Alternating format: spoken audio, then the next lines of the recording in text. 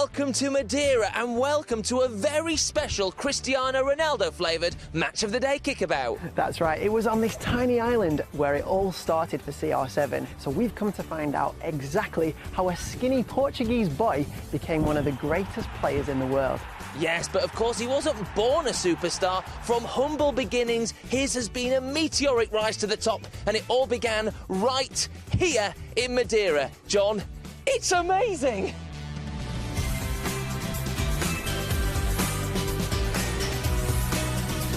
Stay tuned for the next 20 minutes as we hit the streets where Ronaldo grew up and visit his first football club. A United cult hero gives us the inside track on his Manchester days. Farnworth's got an amazing guide on how Cristiano can inspire you. And we hear from the man himself.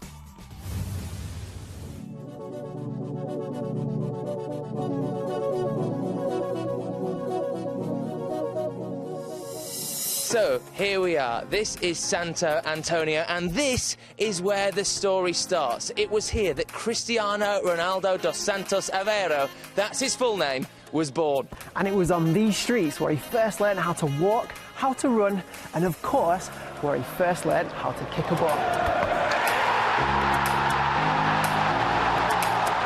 Tell you what, John, it's no wonder Ronaldo's leg muscles are so strongly developed. It's so steep round here. I know what you mean. Ronaldo was the youngest member of his family, and he had to squeeze into a tiny bedroom with his older brother and two older sisters. His mum was a cook and his dad was a gardener. Now, the Aveiro family were quite poor. Some Christmases, they couldn't even afford presents, but they were very happy and they were very close. Yeah, and Ronaldo admits that even though he didn't always have the toys that he wanted, he was still spoilt with love and affection. Clearly, his was a really happy childhood.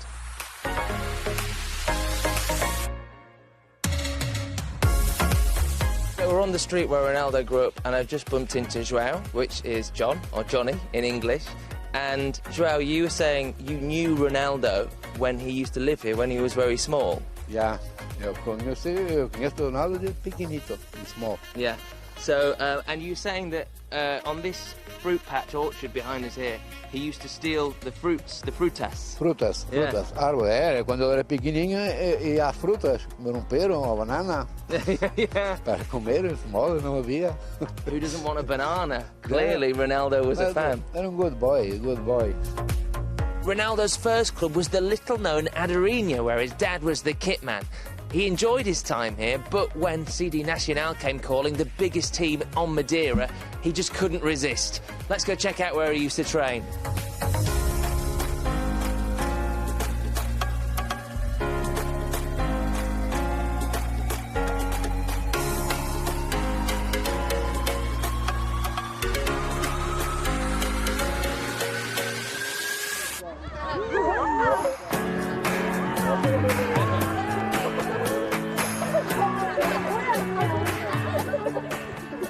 We're here at CD Nacional, which is kind of at the top of Madeira. If you think of it as a mountainous island, we're at the summit of one of those mountains. It's steep, it's cold, and the atmosphere is electric, because this is where Ronaldo first kicked off his football career. It was here that he and his coaches started to believe that he could make it at the top. And if you look behind me, there's a load of budding Ronaldos even today.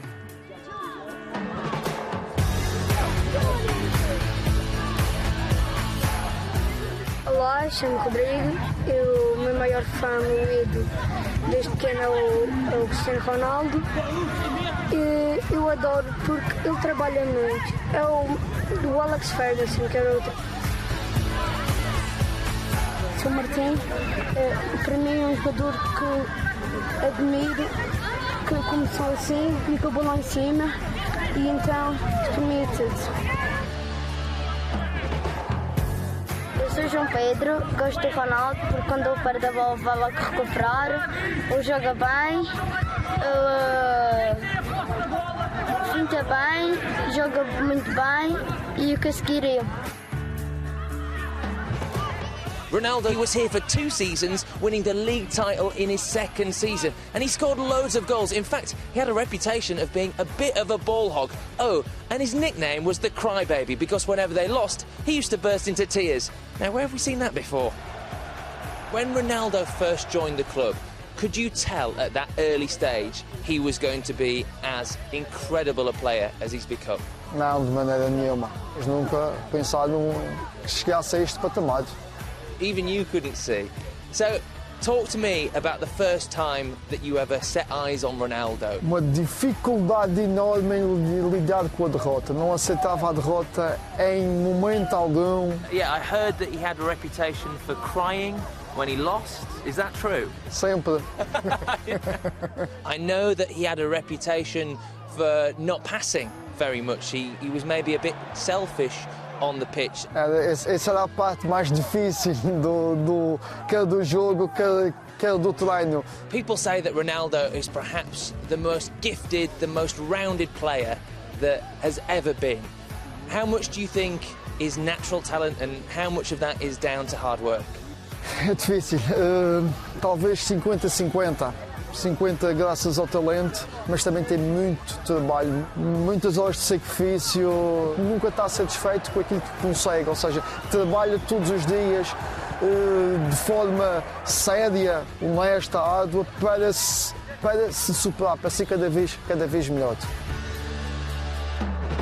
So Ronaldo had taken Madeira by storm, and by the age of 12, Portuguese giant Sporting Lisbon wanted Cristiano to join them. Here was the chance of a lifetime, everything he'd worked for, but it was still a very tough move to make. Leaving home at such a young age, Cristiano missed his family like mad. He was also teased by his teammates for his strong Madeiran accent. But Ronaldo let his football do the talking. It may not have been the easiest of starts at Sporting Lisbon, but by the age of 16, Ronaldo had broken into the first team and was already earning plaudits for his performances. In fact, the likes of Inter Milan, Arsenal and Liverpool were all said to be interested. And then they came up against a certain Manchester United. And the rest, as they say, is history. He is going to be one of the worst nightmares that the defences of all England are going to meet. Ronaldo, 18 years old, cost the Reds $12.25 million from Sporting Lisbon. He was part of the Lisbon team who defeated the Premiership champions 3-1 in a friendly last week, and the United players were so impressed by him they pleaded with Ferguson to seal the deal. We came up against each other virtually every day in training. It was very, very difficult to get the ball off him. He was brilliant in the air. It was very, very difficult to mark him. He's definitely the best winger that I played against. Cristiano struggled at first to adapt to the culture, the weather, the nights going dark quickly. He was shy. He didn't speak the language with referees, with opposition defenders. He handled everything in his stride because I think he had this vision that this is what he had to do. Cristiano Ronaldo. Sahar waits inside the area. Ronaldo goes alone, and Ronaldo wins the match for Manchester United. He used to get kicked every day in training. He used to get kicked every day in the Premier League, but it never used to bother him. He was so tough. Those early years at Manchester United, particularly the way that Sir Alex Ferguson looked after him, I think they helped him become one of the best players in the world. He wore the number 7 shirt, Cantona, Robson, Beckham had wore the shirt before him. So there was big expectation on this lad. It's always good as a player to have arrogance when you're on the pitch, but off the pitch, very respectful, always well-mannered, and a great teammate to have in the dressing room. He used to always take the mickey out of me because my step over was almost in slow motion. He had the ability to practice and practice for hours and hours on end after training, just perfecting the drag backs, the step overs, the croys. That's not by accident, that's not a God-given talent, that's through sheer hard work.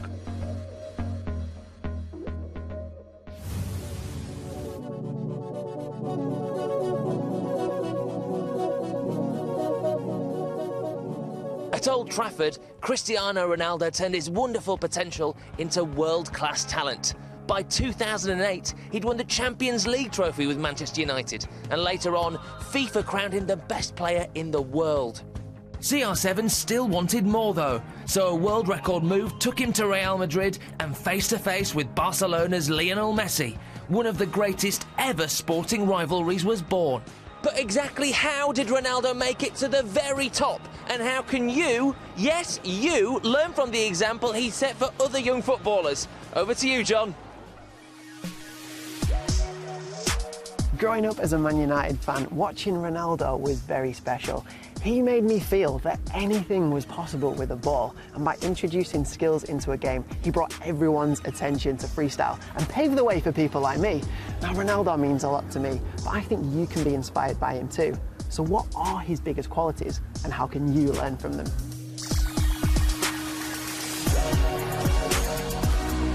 Practice, practice, practice. Nobody works harder than Ronaldo. It's the only way to improve. So if you want to get better, you have to work hard. Ronaldo eats healthily. He has a balanced diet and drinks loads of water for hydration. He also makes sure he's in bed nice and early before training and games. This is crucial. Cristiano's attitude is amazing. He's such a positive thinker. He never allows himself to be negative. Ronaldo is a goal machine. Can you imagine all those skills without any end product? Now Ronaldo into the penalty area, hits it first time. Oh, that is brilliant! Nah, the tricks and flicks may look good, but think about how they can help your teammates score goals, or score goals yourself.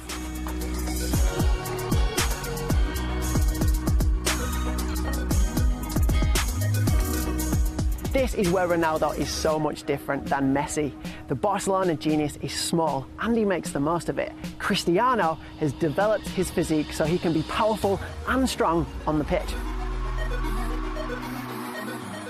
Ronaldo and Messi are both quick, but no matter what your physique is, you can always work on running faster. I can't think of any weaknesses in Ronaldo's game. He has got absolutely everything. He's got a left foot, a right foot, he can play the short game, the long game, pace, power, skills, free kicks and penalties, and lots and lots of goals. Great cross in, great header, 1-1! Fantastic Ronaldo header! So if you want to be a better player, make sure you are always adding new things to your game, especially using both your feet. Cristiano would be nothing without the entertainment factor. Chops, step-overs, rabonas, outrageous goals. He's just so exciting to watch. And making people smile is just what it's all about. So, be yourself, be creative, express yourself with the ball and enjoy it. That's what I do, that's what Cristiano does, and that's how to really become a better footballer.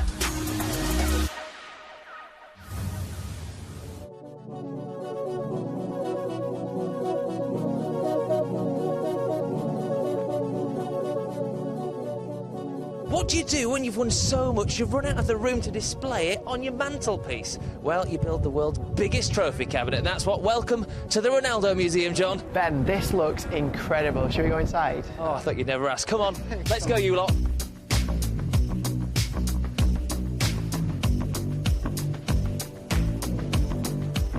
So straight off, we've got pictures of Ronaldo with all his trophies.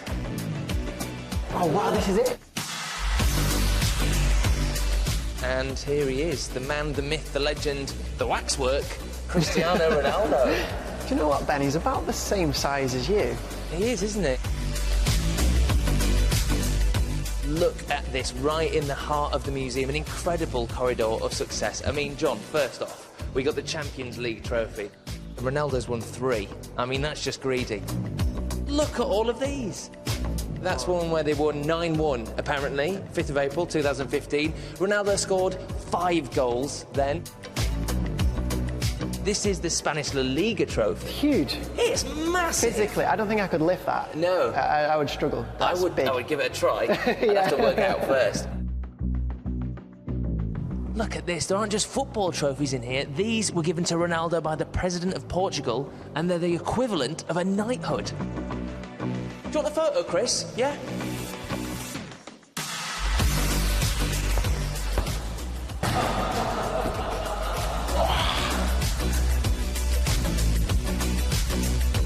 This is the FA Cup. It looks like a proper trophy. It's very British.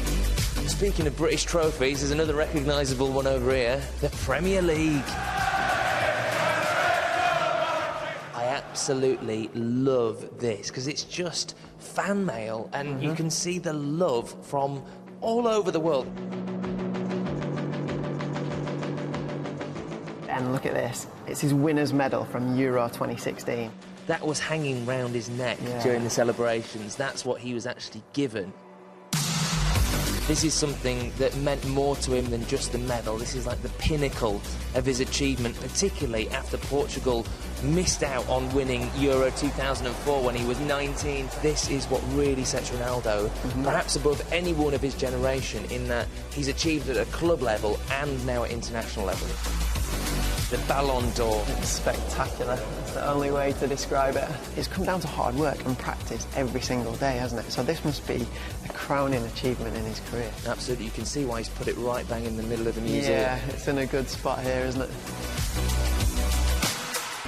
The Ronaldo Museum is incredible. And just when we thought it couldn't get any better... Ben! It's Ronaldo! Look how much you look like Ronaldo. Sim. Muita gente diz que sou parecido com o Cristiano. You grew up with Ronaldo here on Madeira. Who was the better player? Was it him or was it you? Eu jogava um pedacinho melhor, que era muito mais velho. É normal que jogava um pedacinho melhor. Ele pode perguntar ao Ronaldo e o Ronaldo vai dizer a mesma coisa que eu estou a dizer, que eu jogava muito bem à bola. Wow, so there's not many players who can say they played in the same team as Ronaldo and were better than them.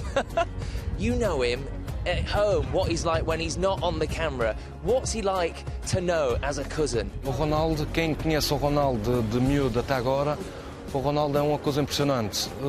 A fama não lhe subia à cabeça. Obviously, he's a brilliant cousin. Is there anything bad about him? Does he have any bad habits? A única coisa que eu posso dizer de negativo é que ele é teimoso e que não gosta de perder. Mesmo a jogar em casa às cartas ou qualquer jogo, nunca gostou de perder. Excellent. Well, Nuno, it's been a pleasure. Lovely to meet you. And there you have it. Never play snap with Ronaldo.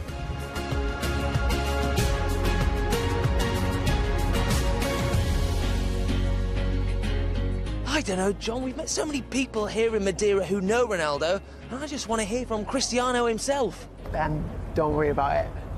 Check this out. It's not about the money, it's about the passion. For me, this is the most important thing. To be in my shoes is not easy, but I'm not complaining. I feel happy. All this happened because of the reason. The reason is I'm unbelievable inside the pitch. In my mind, not just this year, but always, I'm always the best. Basically, I win everything in terms of individual and collective. For me, rivals don't exist. Here in football, no, it's just a game. He want to do it his best for his club, for his national team, and I want to do it the same. We share all the time the same places, so I have a good relationship with him. I want to carry on the last 5-6 years more, and then we'll decide what I'm going to do. This moment I'm so glad and happy here in Real Madrid, but as I say many times, the future nobody knows. I'll tell you what, Ben, I am fascinated to hear what Ronaldo will do when he retires, but like you said, nobody knows what the future will hold. I know, Ronaldo in a new job. Imagine that. CR7 as an accountant, as a gardener, as an astronaut. All good suggestions, Ben, but I think we should find out from the real experts. I think he should be a rock star called Cristiano Ronaldo. I think he should be a sewage farm tour guide because it's about time he's had a few stinkers. He could become the Portuguese manager and add another trophy to his collection. I think he should go to Molineux and learn to play some proper football. He would be a hairdresser because his hair is always so immaculate. Grade 1, please. Sure.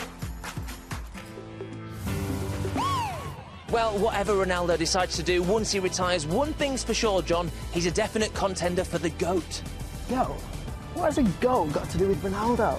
No, not a GOAT. GOAT, greatest of all time. I like that, that's good. I'll give you that. Yeah, thank you, I was pretty pleased. Well, look, it's the end of our journey here in Madeira to find out the truth about Ronaldo. It's been inspiring, it's been amazing, we've loved it, we hope you have too, and hopefully someone out there watching might be the next Ronaldo. I hope so too. For now, though, see ya.